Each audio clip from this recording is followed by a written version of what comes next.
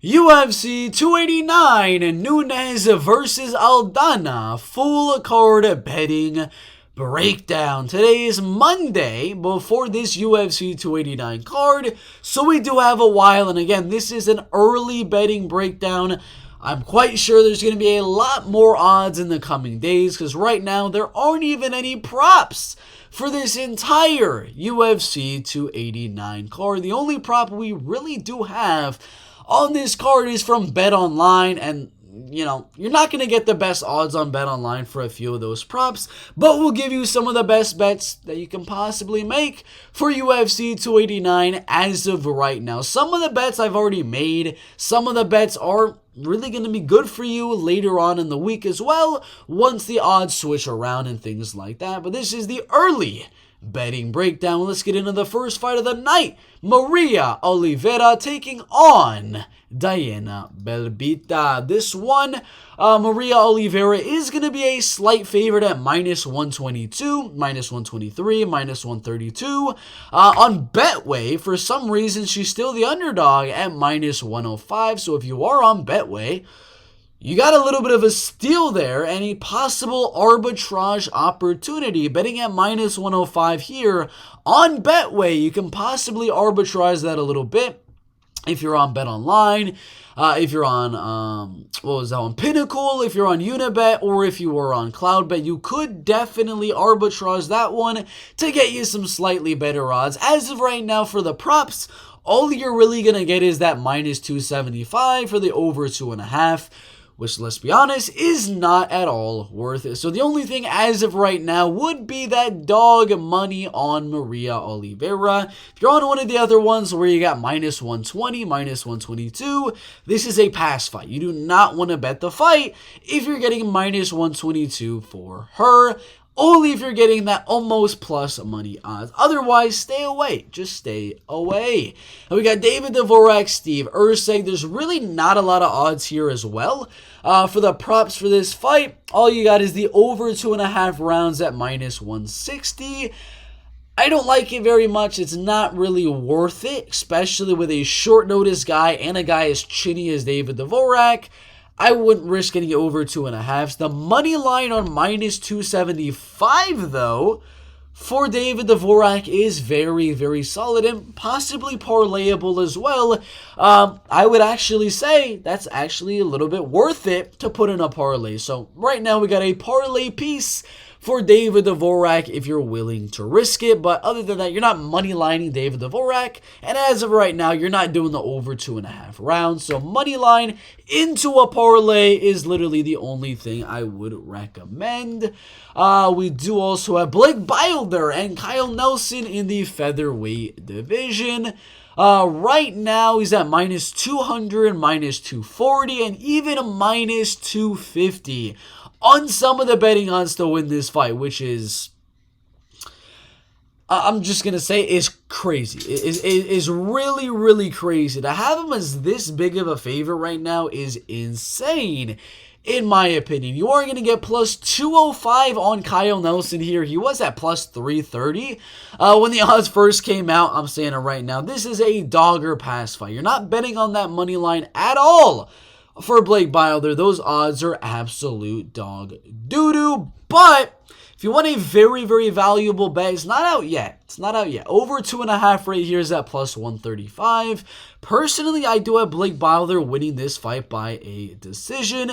But if you want a very, very valuable, big plus money bet for Blake Bilder, Kyle Nelson, there's no parlay opportunities in my opinion. You're not doing a decision bet or a finish bet on any of them. The best thing I would consider would be a little bit of a sprinkle on Kyle Nelson by a decision. I'm guaranteeing probably plus 400 and above. Maybe even to the 600, 700 territory for Kyle Nelson. As right now he's at plus 205 on just the money line. If you look at his actual Tapology and how many of his wins are by decision, it's not a lot. It's only 4 decision wins right there. 2 of them were split decisions or majority decisions. So I do believe there's going to be some good value on a decision win for Kyle Nelson in this fight. But that's about it. I wouldn't do an over 2.5 goes to a decision. It would just have to be little sprinkle on Kyle Nelson by decision for heavy plus money. Aiemann, Zahabi, and Aoriqilieng. Odds are pretty close on this one, minus 112. For Aoriqilieng is actually not that bad. I'm going to be honest. Minus 112 is very solid. And money did come in on Aoriqilieng from plus 106 to minus 129 and now at minus 112. I kind of consider the money to probably stay right where it is. Right around Aoriqilieng is a very slight favorite. Only thing I would do would be a small sprinkle on Aoriqilieng by KO TKO. That's not really out yet, so right now, don't do anything. Wait for that KO prop. A little bit of a sprinkle on that.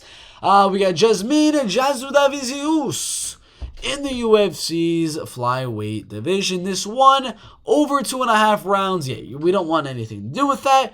Only thing here is dog or pass. If you watch the Confident Picks video, you already know this is a dog or pass fight. Plus 260 for Jasmine and Jasudavicius is kind of crazy. That's a quarter unit, half unit, whatever the case may be. That is a dog or pass fight. Chris Curtis and Nassourdine. Imavov, I think he was the underdog. Because I had plus money on Chris Curtis, so yeah. That would be the bet to make at plus 132 for Chris Curtis to win. Is a very decent one right there. Over 2.5 is decent as well. Imavov by decisions only at plus 140, which is pretty bad. Plus 250. What's fight goes the distance? Minus 150 could be good. If you do minus 150, fight goes to a decision with Amanda Nunes in a parlay, could get you some plus money for a relatively good price, in my opinion. So fight goes to a decision is good for Curtis versus Nassourdine Imavov. You got Chris Curtis specifically to win the fight by a decision, and you just got the regular old money line. All of those, I would say, are good. Eryk unders Marc-André Barriault. Let's see. Minus 138 is going to be the best you'll get for the money line on Marc-André Barriault. But we got some props. We do have some props on this one. Marc-André Barriault by decision is what they're actually thinking. I'm definitely not thinking that. I'm thinking that TKO round number 2 or round number 3. So that'd be it. A little sprinkle on Marc-André Barriault by TKO. Or if you're on DraftKings or FanDuel, you got the double chance one where either a KO TKO or a decision win. That type of a prop. Minus 138 isn't really bad. Isn't really bad at all. Her or Amanda Nunes with Marc-André Barriault would be pretty decent as well. So the money line on Mark is not bad by any means. Dan Ige, Nate Landwehr. This is a simple one in my opinion. I don't really want nothing to do with minus 250 on Dan Ige. I'm not seeing a whole lot of value with that. So obviously, you know what I'm going to do. Dan Ige by a decision at now plus 200. It just shot up 2 minutes ago to plus 200. We'll refresh. Let's see right here. Let's see if it's actually at plus 200 because that is very interesting. Yeah, Ige by decision at plus 200. That'd be all I do. Money line really isn't there, and I do have it going all the way. I know his most recent wins were TKOs, but it is very hard to finish a guy like Nate Landwehr with your hands. So decision on Dan Ige. Mike Malott, I'd actually say maybe a submission prop. Malott inside the distance is at minus 130.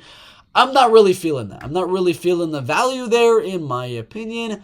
Only thing I would do, considering Malott TKO is at plus 200, and considering Mallott's submission is at plus 300, I'm actually leaning more towards that submission in this fight for Mike Malott. So, Malott by submission in round 2. Prop, Malott by submission in round 3 prop, or just Malott by submission straight up at plus 300. We also got Beneil Dariush in the co-main event. This one is simple, very, very simple. I mean, we got plus money for the fight to go all the way. What? What are you talking about? Come on. Come on, guys. For the fight to go all the way, having that at plus 160, you already know. Beneil Dariush by decision at plus 250. That is the bet. Amanda Nunes, we got the parlay piece. That is Amanda Nunes.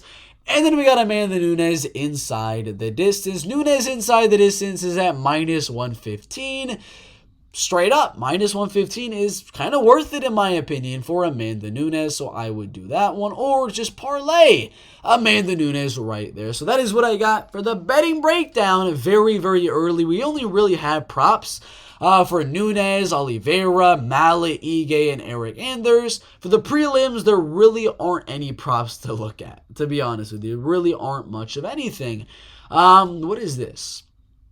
What is this 11th thing? I don't know. But that is what we got for Diana Belbiţă, Maria Oliveira. You got the plus money for Maria Oliveira or don't do anything. David Dvořák, you parlay him or you pass on that fight. Blake Bilder, that's an underdog. Kyle Nelson by decision or pass. Aoriqilieng by TKO. Miranda Maverick, for that fight, you'd have to do an underdog or pass on Jasmine Jasudavicius. Chris Curtis, you'll do an underdog on that one or a decision bet on Chris Curtis. Or just straight up, the fight goes to a decision. Marc-André Barriault, you sprinkle on that TKO prop. Ige, you sprinkle on that decision prop. Mike Malott, you sprinkle on that submission prop. Beneil Dariush, you sprinkle on that decision prop. And Amanda Nunes, you got a solid inside the distance bet at minus 115. And you got a good parlay piece for Amanda Nunes. And if we're looking at a good parlay for the card, I'll give you a good one here. But if you do want all of the bets I will be making for UFC 289, check the description down below. The top link is going to be all of the bets I'll make for UFC 289, so check that down below. But if we're going to just do a random parlay for you guys out there watching, I'm going to have to go Marc-André Barriault. I'm going to go Mike Malott, Amanda the Lioness Nunes, all in a parlay together. And then we'll also add David Dvořák as well, but I'm not seeing him. I'm not seeing him on here. And is there a way to do parlays on fight.io? I don't think so. I do not think so. Let's see, widget. Is there any way I could do the odds? Let's see, boom. No, there's no way I could do the parlay. But if there was a parlay that I'm going to do, I don't know how to actually show it to you on here, but it would be David Dvořák in a parlay minus 275. It would be Curtis versus Imavov goes to a decision. Marc-André Barriault on the parlay.